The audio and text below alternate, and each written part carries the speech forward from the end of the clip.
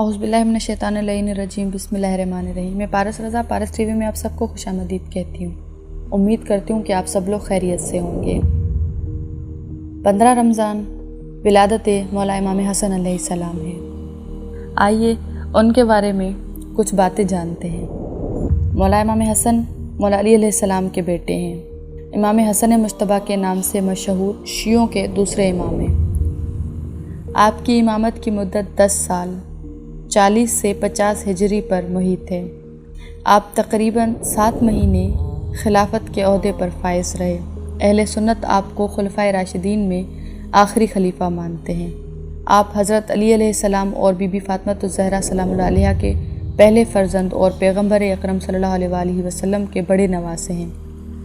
تاریخی شواہد کی بنا پر پیغمبر اکرم صلی اللہ علیہ وآلہ وسلم نے آپ کا اسم گرامی حسن رکھا اور حضور آپ سے بے انتہا محبت کرتے تھے۔ آپ نے اپنی عمر کے 7 سال اپنے نانا رسول خدا صلی اللہ علیہ وآلہ وسلم کے ساتھ گزارے۔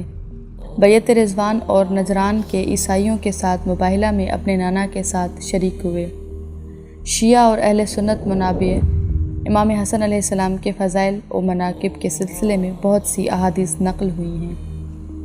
آپ اصحاب کسا میں سے تھے جن کے متعلق یہ آیہ تطہیر نازل ہوئی ہے، جس کی بنا پر شیعہ ان کو معصوم سمجھتے ہیں۔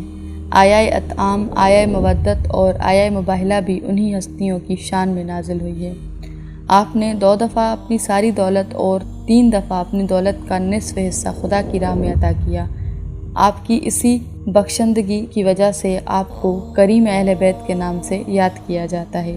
آپ نے 20 یا 25 بار پیدل حج کیا ہے۔ خلیفہ اول اور دوم کے زمانے میں آپ کی زندگی کے بارے میں کوئی خاص بات تاریخ میں مثبت نہیں ہوئی ہے۔ خلیفہ دوم کی طرف سے خلیفہ منتخب کرنے کے لیے بنائی گئی 6 رکنی کمیٹی میں آپ بطور گواہ حاضر تھے۔ خلیفہ سوم کے دور میں ہونے والی بعض جنگوں میں آپ کی شرکت کے حوالے سے تاریخ میں بعض شواہد ملتے ہیں۔ حضرت عثمان کی خلاف لوگوں کی بغاوت کے دوران امام علی علیہ السلام کے حکم سے آپ ان کے گھر کی حفاظت پر مامور ہوئے۔ امام علی علیہ السلام کی خلافت کے دوران آپ اپنے والد کے ساتھ کوفہ تشریف لائے اور جنگ جمل، جنگ صفین میں اسلامی فوج کے سپہ سالاروں میں سے تھے۔ 21 رمضان 40 ہجری میں امام علی کی شہادت کے بعد آپ امامت و خلافت کے منصب پر فائز ہوئے اور اسی دن 40,000 سے زیادہ لوگوں نے آپ کی بیعت کی۔ معاویہ نے آپ کی خلافت کو قبول نہیں کیا اور شام سے لشکر لے کر عراق کی طرف روانہ ہوا۔ امام حسن علیہ السلام نے عبیداللہ بن عباس کی سربراہی میں ایک لشکر معاویہ کی طرف بھیجا اور آپ خود ایک گروہ کے ساتھ سابات کی طرف روانہ ہوئے۔ معاویہ نے امام حسن علیہ السلام کے سپاہیوں کے درمیان مختلف شائعات پھیلا کر صلح کے لیے زمینہ ہموار کرنے کی کوشش کی، یہاں تک کہ ایک خارجی کے حملے کے نتیجے میں آپ زخمی بھی ہوئے اور علاج کے لیے آپ کو مدائن لے جایا گیا۔ اسی دوران کوفہ کے بعض سرگردان نے معاویہ کو خط لکھا جس میں امام کو گرفتار کر کے معاویہ کے حوالے کرنے یا آپ کو شہید کرنے کا وعدہ دیا گیا تھا۔ معاویہ نے کوفہ والوں کے خطوط امام کو بھیج دیے اور آپ سے صلح کرنے کی پیشکش کی۔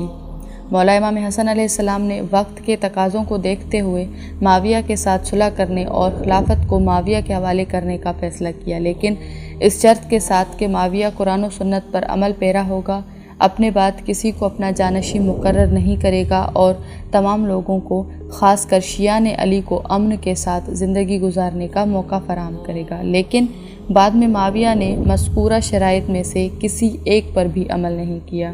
معاویہ کے ساتھ ہونے والی صلح کی وجہ سے بعض شیعہ آپ سے ناراض ہو گئے، یہاں تک کہ بعض نے آپ کو مذل مومنین، مومنین کو ذلیل کرنے والے خطاب کیا۔ صلح کے بعد آپ سن 41 ہجری میں مدینہ واپس آ گئے اور زندگی کے آخری ایام تک یہیں پر مقیم رہے۔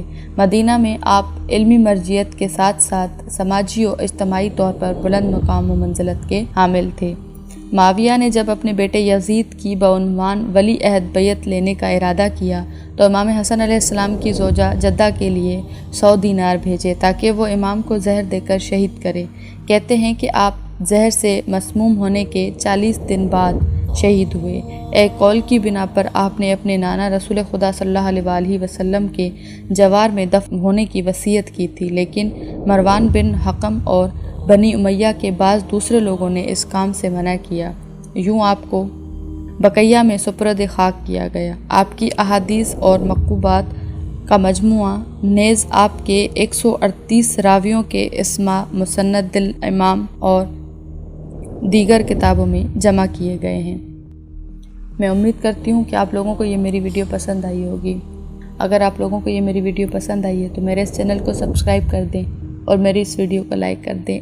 جزاک اللہ خیر۔ اللہم صلی علی محمد و آل محمد وعجل فرجہم۔